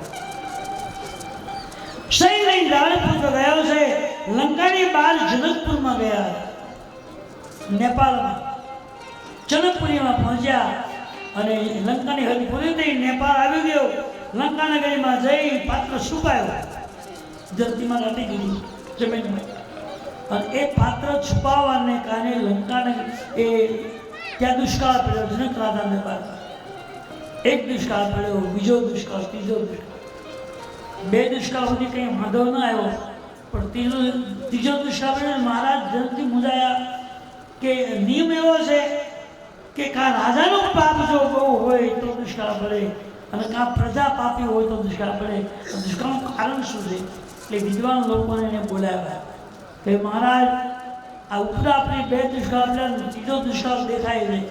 તો આ દુષ્કાળનું કારણ શું મારી ભૂલ છે, પ્રજાની ભૂલ છે? સમજાતું નથી. વિદ્વાનો આવ્યા ને 3 દિવસની મુદત આપી. જનક રાજાએ 3 દિવસ બધા ચોપડાઓ ખોલી ખોલીને જોયું, પણ વિદ્વાનોએ કહ્યું કે હે જનક રાજા, રાજા તરીકે તમારો વાંક નથી અને પ્રજા તરીકે જનકજીની પ્રજાનો કોઈ દોષ નથી, પણ અમને એવું દેખાય છે કે જનકપુરની જગ્યામાં કોઈ સ્થાપિત વસ્તુ છુપાણી હોય એને કારણે આ દુષ્કાળ પડતો હોય એવું અમને દેખાય. તો જનકજી પૂજાનો રસ્તો શું લેવો? અમે વિદ્વાન લોકો જે જગ્યા નક્કી કરીએ એ જગ્યા પર તમે તમારા મહારાણી સુરીનાની સોનાનો હળ બનાવી અને બળદ જેમ ધોવાનું હાથ ગળા પર લે એમ તમે બે ધોવાનું ખંભા પર લો, જમીન ખેડો અને ધરતી માતા પ્રસન્ન થાય તો તમારું દુઃખ મટી જાય. લોકોના કલ્યાણ માટે, હિત માટે સુનયના મહારાણીને રાજા જનકજી સોનાનો હળ તૈયાર કરાવેલું છે. અને જેમ બળદને તમારે જોઈને હાકે એમ પતિ પત્ની રાજા રાણી બેવ હરે જતી જમીન ખેડવા લાગ્યા. જનકની પ્રજા, જનકદાદાની પ્રજા હાથ જોઈને પગે લાગી આડી વળી મહારાજ હવે બંધ કરો, હું રાજા, મારી પ્રજા સુખી થાય એવું મારું કરવું છે, મારી ફરજ છે, મને અટકાવશો નહીં. એવું હળ બધું હાલવા. અને હળનો નિયમ છે કે જમીનમાં ખૂટી જાય પછી અંદરની માટી બહાર આવે અને બહારની માટી અંદર જાય છે. જનક રાજાને સેનાની હરે વિદ્યા અને જમીનમાંથી જે માટી બહાર આવી જોઈએ એની બદલે કંકુ બની બહાર આવે. ધરતી માતા સાનકો કંકુ દેખાવા લાગ્યા. શેજ આગળ હાલ્યો ને એક જગ્યાએ અથડાઈ ઊભું રહ્યું. જનકજી મંત્રીને જલ્દી આવો, શસ્ત્ર લઈ આવો, કોઈ કોદાળી પાડા લાવો જલ્દી. અને મંત્રીઓ બધાએ સાધનો લઈ આવ્યા. જમીન મેળા ખોદવા એક પાત્ર દેખાયું, થોડો ખાડો બનાવ્યો અને એક પાત્ર જોવામાં આવ્યું તો જનકજી કે ઉભા રહ્યો. જનકજી આંખો બંધ કરીને પ્રાર્થના કરી કે આમાં જે વ્યક્તિ હોય એ ખરેખર મને સંકેત કરે. હજી પ્રાર્થના કરે છે ત્યાં નારદજી આવ્યા છે. નારદજી આવી કે મહારાજ ભાઈઓ શું છે? શું છે? મારે પાત્ર દેખાય. નારદજી અંદર ઉતર્યા અને સ્તુતિ પ્રાર્થના કરી. પાત્ર પકડ્યું, પાત્ર ખેંચ્યું, પાત્ર તૂટ્યું અને એક સુંદર રાજકીના પગલા કઈ પૂની સીતા પરમ પુનિતા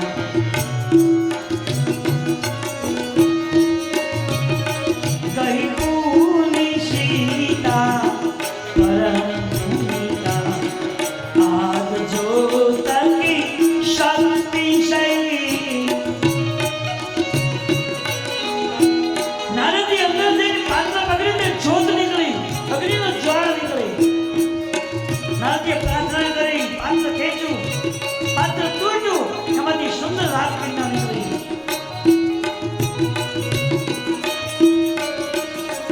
કહી પૂની સીતા પરમ પુનિતા આગ જ્યોત કી શક્તિ શૈ કહી નીચી ન જાન પરમ સુજાના.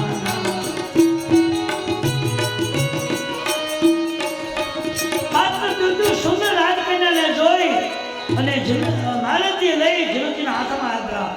અને જનક રાજા રાજી થતા લઈ અને એ ખાડામાંથી આગળ નીકળીને પગલું ભરે મહેલમાં જાય ત્યાં અમૃતમય વરસાદ શરૂ થયો. દુષ્કાળ મટી ગયો છે, અંધાધાર વરસાદ પડ્યો છે, દુષ્કાળ મટી ગયો છે અને સીતાજીને મહેલમાં લઈ ગયા છે. જયકાર થયો છે, બોલીએ જાનકી મૈયા કી. રામાયણમાં પહેલો જન્મ રાવણનો બતાવ્યો છે, બીજો જન્મ જાનકીજીનો બતાવ્યો છે, સીતાજીનો. રાવણ એટલે દુર્ગુણ. માનવના શરીરમાં પેલો રાવણ આવે, અસત્ય પેલો આવે, દુર્ગુણો આવે. દુર્ગુણને તમે દબાવી દો, દોષનો ત્યાગ કરી દો એટલે ભક્તિનું પ્રાગટ્ય થાય. સીતાજી ભક્તિ છે અને ભક્તિ પરિપક્વ થાય એટલે બ્રહ્મની ભક્તિ થાય. આ ગોઠા માટે તુલસીજી અવળું ગોઠી દીધું. જાનકીજી પ્રગટ થયા, અમૃતમય વરસાદ થયો, દુષ્કાળ મટી ગયો અને જનકપુરમાં આનંદ થવા લાગ્યો છે. અને હવે તુલસીજી મહારાજ ભગવાનના પ્રાગટ્યની કથા લાગે. અવધપુરી રઘુ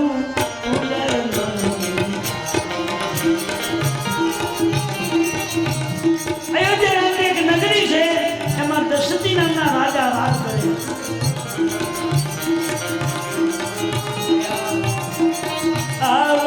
આવદપુરી રઘુકુલ મનિહાર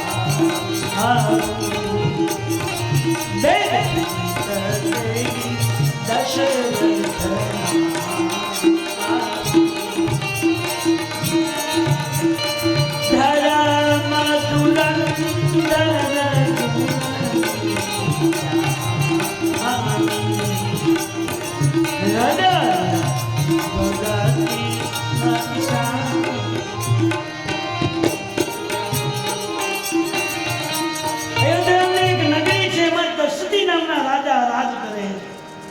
એક વાર મહારાજ દશરથજી રાજસભા બોલાવીને બેઠા છે. આખી સભામાં જય જયકાર થઈ રહ્યો છે, વાહ વાહ થઈ રહ્યું છે. એટલે રાજા ઉભા થઈને આખી સભાને હાથ જોડ્યા. હે મારી અવધની જનતા, સાંભળી લો, તમને કોઈનો અન્યાય થતો નથી ને, તમને કોઈ પીડા દુઃખ નથી આપતું ને, જો કે તકલીફ બધું બતાવો. આખા જનકપુરના નરનારીઓ હાથ જોડી ગયે, મહારાજ આપના જેવો રાજા હોય એમાં શું તકલીફ? અમને કોઈ તકલીફ નથી, કોઈ દુઃખ નથી, કોઈ પીડા નથી, અમે ખૂબ લહેરથી જીવન જીવીએ છીએ. રાજા સમજી ગયા કે મારી જનતા બધી સુખી છે, કોઈને કોઈ જાતનું દુઃખ નથી. પણ હવે રાજાને મનમાં વિચાર આવ્યો કે મારે એક તકલીફ છે અને હજી મેં ક્યારેય કોઈને કીધું નથી. શું આટલું સુંદર મારું રાજ હાલે છે અને આખી મારી પ્રજા જનકપુરની સુખી છે, પણ મને એક મારી પર તકલીફ દેખાય છે. આટલું સુંદર રાજ કરું છું છતાં મારે ઘરે પુત્ર સુખ નથી, સંતાન નથી, એ શું કરું? આ પ્રશ્ન એવો છે કે જાતાને જેને તેને કહેવાય નહીં, યોગ્ય વ્યક્તિ સિવાય ન કહેવાય. આ તો દશરથી તો જ્ઞાની પુરુષ છે, નીતિવંત રાજા છે. એની મનમાં વિચાર કે કોને પૂછું? વિચારતા વિચારતા યાદ આવ્યું કે અમારા કુલગુરુ વશિષ્ઠ મહારાજ પરમ યોગી સંત છે, મહાપુરુષ છે. લાવ ત્યાં જાઓ, કદી ગયો ત્યાં આજે જઈને પૂછું કે આનું કંઈ પૂછતો આવ્યું છે. વહેલી સવારમાં નાહી ગયો, નિત્યકર્મ કરી અને મહારાજ દશરથજી એ વશિષ્ઠજીના આશ્રમે ગયા. વશિષ્ઠજી પૂજન કરતા હતા, એમાં મહારાજનું આગમન નહીં. પધારો રાજા પધારો. કેમ આવું થયું? દાદાએ હાથ જોઈને પગે લાગ્યા, મહારાજ મને બધી બાબતનું સુખ છે, મારી પ્રજા ખૂબ સુખી છે, મારું સુંદર રાજ હાલે છે, કોઈ તકલીફ નથી. એક તકલીફ છે. શું? કે મને જે મૂંઝવે છે એ પ્રશ્ન હું તમને કહેવા માટે આવ્યો છું. શું બોલો, શું છે? આટલું સુંદર મારું રાજ હાલે છે, રાજનો કોઈ દુઃખી નહીં, કોઈને કોઈ જાતની પીડા નહીં, કોઈ બીમાર નહીં, કોઈ રોગ નહીં, પણ આવું સુંદર રાજ મારો હાલે છે, એમાં હું પોતે રાજા છું, પણ મારા પાસે કોઈ સંતાન નથી, તો મારી પછી રાજા કોણ બનશે? તમે પૂછાવો છો કે મારા ભાગમાં દીકરાઓ સંતાન છે કે નહીં? મને હાથ ના કરો. વશિષ્ઠે સમાધિમાં જોયું, ઊભા થઈ ગયા અને વશિષ્ઠજી બોલ્યા, મહારાજ થોડીક શાંતિ રાખી લો, તમારા ભાગમાં દીકરા પણ કેવા? દરઉદીર હોય હી સુખસારી ત્રિભુવન ભગત મહારાજ, એક નહીં, આપણા ભાગમાં તો 4 દીકરાઓ, એકે નથી, એમાં 4ની વાત કરી. દાદાની આંખમાંથી આંસુ મજા આવ્યા. શું બોલો? 4 દીકરા.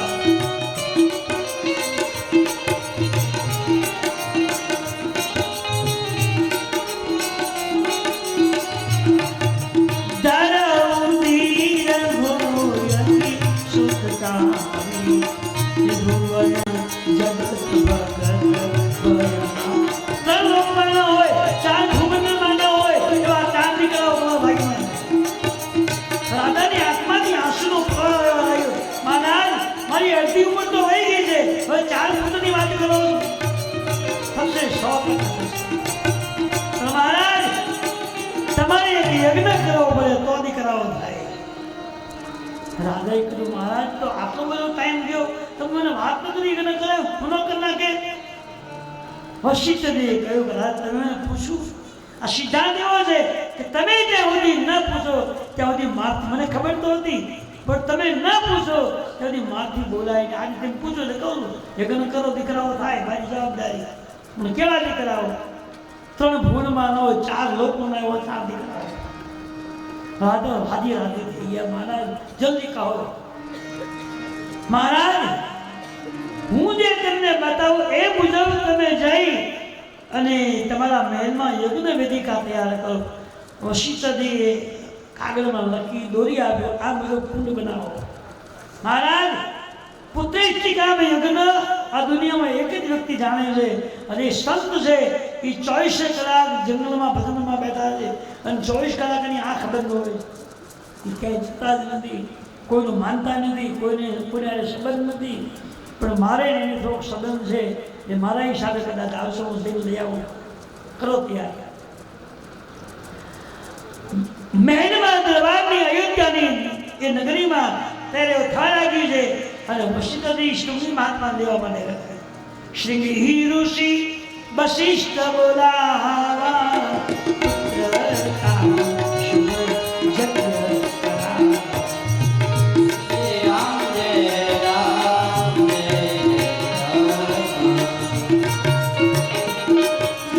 જંગલમાં ગયા અને શૃંગી મહાત્મા સમાધિમાં ઉડી નાખ્યા, સમાધિમાંથી જગાડ્યા. અને શૃંગી ઋષિ લઈને મહારાજ વશિષ્ઠ આવ્યા. અહીં વિદ્વાન બ્રાહ્મણો બોલાવ્યા છે, અને 2 માતાઓ વશિષ્ઠજી અને શૃંગી મહાત્મા બેને આવ્યા. ભગતી સાગીતા મુનિ આહુતિ નહીં. 2 માતાઓએ ભક્તિની આહુતિ આપી છે, દ્રવ્યની ઘીની નહીં. તો પોતે જે સાધના કરી છે, ઉપાસના કરી છે, એ ભજનમાંથી પુણ્ય નહીં અને પુણ્યની હાથ આહુતિ આપી. હે ઈશ્વર, અમારા 2 મહાત્માઓનું પુણ્ય મેં આપ્યું છે, પણ રાજા ઘરે દીકરા થવા જોઈએ.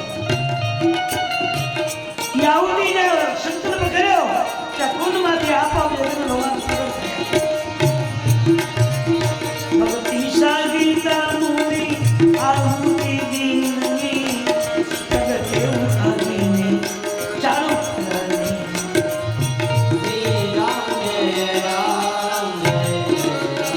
જ્યાં વિદ્વાન સંતોએ પુણ્ય આહુતિ આપી કે અમે અમારું પુણ્ય અમારા ભાગમાંથી આપીએ છીએ, પણ રાજાનું કામ થવું જોઈએ.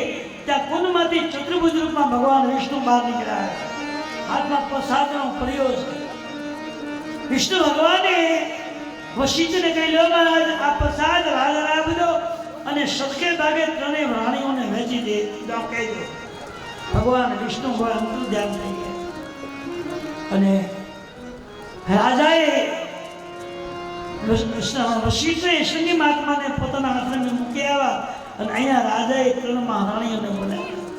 સુમિત્રાજી, કૌશલાજી, સુમિત્રાજી બોલાવ્યા છે, અને કોઈ પણની સલાહ લીધા વિના રાજા દશરથજીએ 3 રાણીઓને વહેંચણી કરી. પ્રસાદનો પડ્યો એક છે, રાણીઓ 3 છે. વહેંચવું કેમ? પોતાની મતિ પ્રમાણે ગોઠવું જોઈએ. અર્ધ ભાગ કૌશલ્યાહી દિનના. પ્રસાદના પેલા 2 ભાગ કર્યા. અડધો ભાગ કૌશલાજીને આપ્યો છે, અને અડધામાંથી 2 ભાગ ઉભય ભાગ આધે કરી. અડધો ભાગ હતો એના 2 ભાગ કર્યા. એ આ ભાગ કઈ આ ભાગ સમિતાને આપ્યા. અડધો ભાગ કૌશલ્યાને. 3 મહારાણી પ્રસાદ લઈ લીધો, પણ કૈકેયીનું મોઢું બગડ્યું છે. શું કામ? તો કૈકેયી એવું વિચારે છે કે લોકોની મોઢે એવી ચર્ચાઓ થાય છે કે 3 મહારાણીઓમાં રાજાને કૈકેયી પ્રત્યે વધુ લાગણી પ્રેમ છે, પણ આ પ્રસાદમાં લાગણી જોવાની. કૌશલાને ડબલ ભાગ મળ્યો છે, અમને તો પાપા ભાગ મળ્યો. ખરેખર મારી પર લાગણી નથી એ સાબિત થાય. પણ કૈકેયી બોલ્યા નથી, પણ કૌશલાની કૈકેયીની મનની વાત જાણી ગયા. એને એમ લાગ્યું કે આ ભાગ મળ્યો એટલે કૈકેયીની મતિને કંઈક દુઃખ લાગ્યું છે.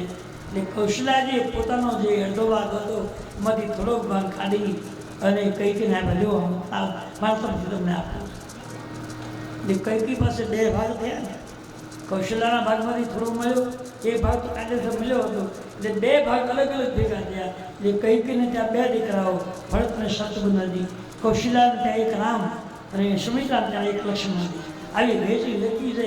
પછી તો જે હોય તમને જે લાગે તે, મને લાગ્યું એમ કહું છું. અર્ધવાર કૌશલ્યાહી દીના ઉભય પાગ આધે કરલી. ત્રણેય મહારાણી પ્રસાદ લીધો છે, ગ્રહણ કર્યો છે અને પ્રસાદના પ્રભાવથી ત્રણેય રાણીના દિલમાં ભગવાને પ્રવેશ કર્યો છે. જેમ જેમ દિવસો જવા લાગ્યા રાણીઓનું તેજ મળ્યું. જાતિ નતે હરિ ગર્ભ સકલ સંપત્તિ છા.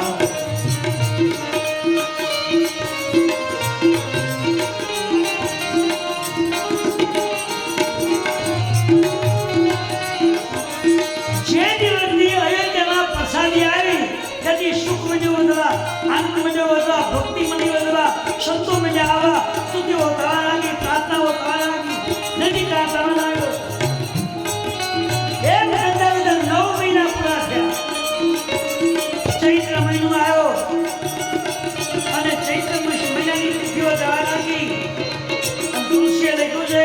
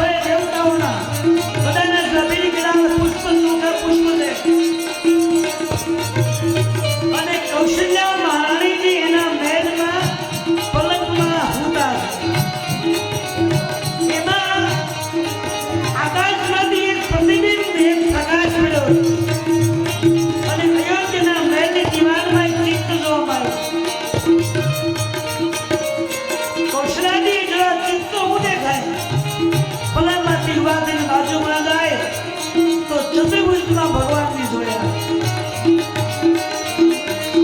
ચાર ભુજાઓ, ચાર હાથ, એક હાથમાં ગદા, એક હાથમાં પદ્મ, એક હાથમાં શંખ, એક હાથમાં પત્ર, ગળામાં ફૂલની માળા અને ચતુર્યુગમાં ભગવાન વિષ્ણુ પરમાત્માને જોયા. અને કઈ કઈ ઓળખી ગયા કે શત્રુપાના અવતારમાં જ્યારે હું ત્યાં મને રજા આવી હતી ત્યારે જે ભગવાનની ગીત લાગે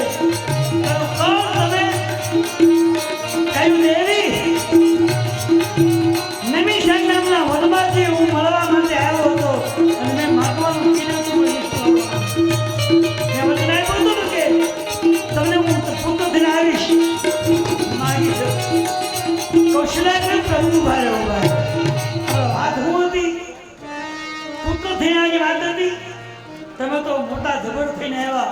ચાર હાથ અને શંખ ચક્ર પદ્મ હાથમાં, પગમાં સાંકળી, ખભા પર જનોય, આ ગળામાં ફૂલી મારા આગે પુત્ર થવો કહેવાય. દીકરો તેની વાત હતી. આ વચન તમે પાડ્યું નથી. ભગવાન કે તમે કહો એમ. જે ચારમાંથી ભગવાને 2 હાથ થઈ નાખ્યા. હવે 2 હાથ ભરે કર્યા તોય માનીશ નહીં તો મારા તમારે જેમ નાનું બાળક હરે રડવું પડશે. મને રડવાનું, હું તમને રડવાનું. હા પ્રભુ, નાનું બાળક એ આવું મોટું બાળક કે બાળક ના કહેવાય. અને બાળક રડણી બહુ ગમે. તમે તો મોટા ખબર છો, તમે કંઈ છો ગમો એ ભગવાન નાના એવા બાળક બની ગયા અને પછી રવા માંડ્યા. અને ભગવાન રવા લાગ્યા ત્યારે કૌશલાજી આંખ બંધ કરી આંખમાંથી આંસુ પડે છે અને ભગવાનની સ્તુતિ કરે. ભય પ્રગટ કૃપાલા દીન દયાલા કૌશલ્યા હિતકારી હર્ષિત મહતારી મની મન હારી અદભુત રૂપ વિચારી લોચની અભિરામા કુંદન સામા જી આઈ વિસ્તારી. ભગવાનના ચાર હાથ ભગવાને બે કરી નાખ્યા, નાના બાળક બની ગયા. શ્રી બદન સુજાના રોદન થાના ભય બાળક સ્વરૂપા. ભગવાન બાળકને રવા લાગ્યા અને કૌશલાજીના આંખમાંથી હરખ આવ્યો છે. અને એ અવાજ બાળ સંભળાયો એટલે દાસીઓ અને દાસને સમાચાર મળ્યા. અયોધ્યાની જનતાને જાણ થઈ કે કૌશલ્યના મહેલમાં કોઈ બાળક રહે. એક દાસી દોડતી આવી, દરવાજો ખોલ્યો તો કૌશલ્યાજી પલંગમાં ઊંઘતા છે, નાનું બાળક રડે છે. પેલી દાસીએ જઈને વાત કરી કે કૌશલ્યના ઘરે મહેલમાં પુત્ર જન્મ થયો છે. ત્યાં કૈકેયીમાં મહેલમાંથી દાસી આવી, એને ત્યાં બે પુત્રો જન્મ. સુમિત્રા મહેલમાંથી દાસી આવી, એક પુત્ર જન્મ. અને મહારાજને ત્યાં ચાર પુત્ર જન્મ. જેથી કાં થયો છે. બોલીએ રામચંદ્ર ભગવાન કી જય, અયોધ્યા કી જય. મહારાજ દશરથજીને ત્યાં એકી સાથે ચાર પુત્રનો જન્મ થયો અને અયોધ્યાથી નાચવા લાગી. સીતાના રામને રાજાના સામને અયોધ્યામાં તું નામ તારો રે. સીતારામની રાજાના સામે અયોધ્યામાં દોર્યા રે. અયોધ્યામાં તું નામ જાઓ મારા. અયોધ્યામાં દોર્યા અયોધ્યામાં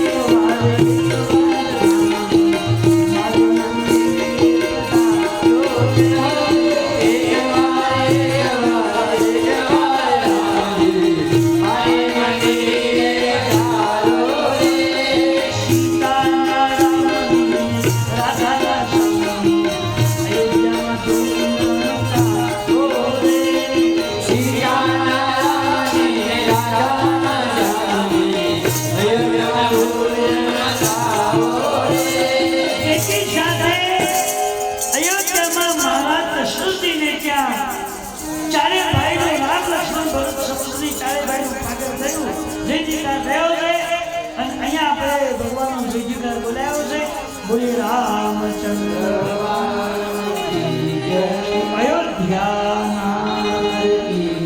અહીંયા આપણે સાયંકાળની આરતી અને ભગવાનના પ્રાગટની બે આરતી સાથે લેવાની એ સવારમાં જે પૂજનમાં ભાઈ બહેનો હતા આવતીકાલની રસોઈની યાદી બોલું છું.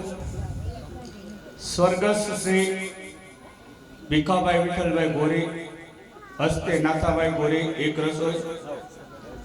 સ્વર્ગસ્થ શ્રી કૌશિકભાઈ પોપટભાઈ એક રસોઈ. સ્વર્ગસ્થ શ્રી કાશીબેન તુલસીભાઈ એક રસોઈ. સ્વર્ગસ્થ શ્રી સમજુબેન રવજીભાઈ એક રસોઈ. સ્વર્ગસ્થ શ્રી અંજવાલીબેન જીવરાજભાઈ એક રસોઈ.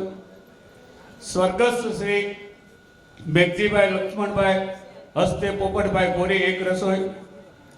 સ્વર્ગસ્થ શ્રી કૈલાસબેન ગણેશભાઈ એક રસોઈ. સ્વર્ગસ્થ શ્રી સંગીતાબેન સૌજીભાઈ એક રસોઈ. સ્વર્ગસ્થ શ્રી લક્ષ્મણભાઈ કાંડાભાઈ ગોરી હસ્તે પ્રકાશભાઈ એક રસોઈ. શ્રી ઓમ ફેશન એક રસોઈ. સ્વર્ગસ્થ શ્રી મધુબેન રમેશભાઈ ગોરી એક રસોઈ. સ્વર્ગસ્થ શ્રી ઉજીબેન જીવણભાઈ ગોરી એક રસોઈ. સ્વર્ગસ્થ શ્રી જીવણભાઈ રાઘવભાઈ ગોરી એક રસોઈ. સ્વર્ગસ્થ શ્રી મોતીબેન રાઘવભાઈ ગોરી હસ્તે ધરમસિંહભાઈ ગોરી એક રસોઈ. સ્વર્ગસ્થ શ્રી ધરમસિંહભાઈ રાઘવભાઈ ગોરી એક રસોઈ.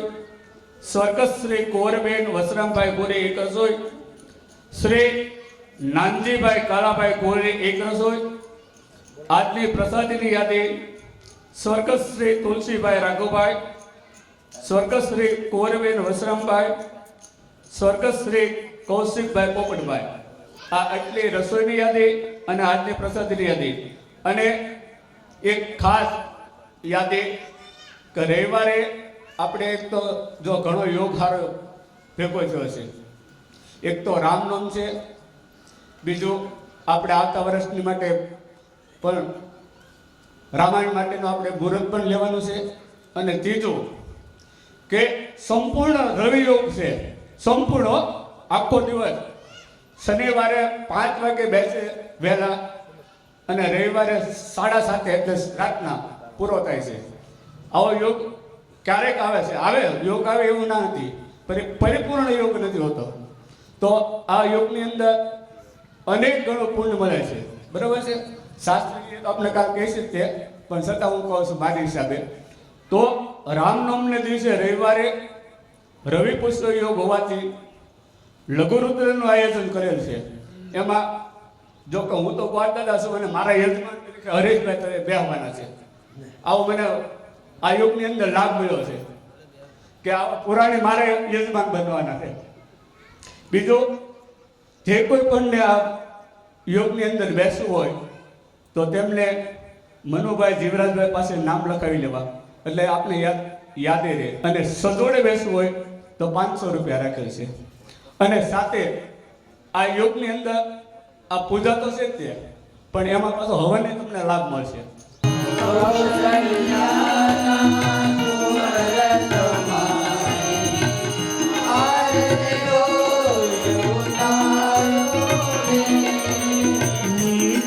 સવારે પ્રેમ પાય પખારું રે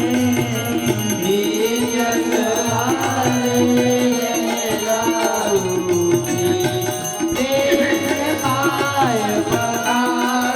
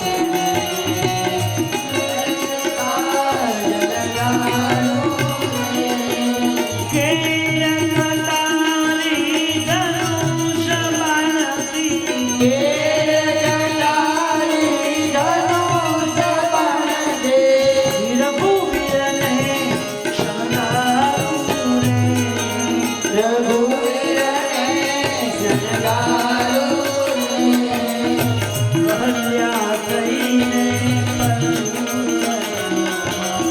તન મન ધન વાળું રે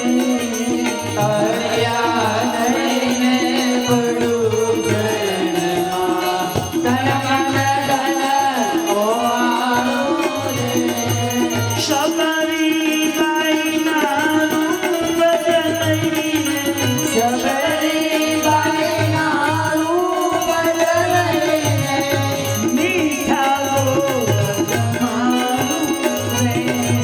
મીઠા બોલ જમાડું રે કાદવનીનું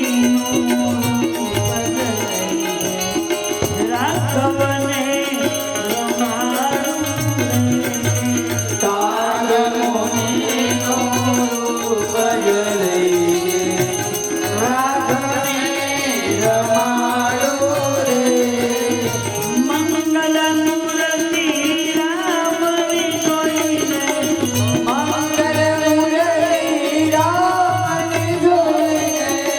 અંતરમાં હરખાવું રે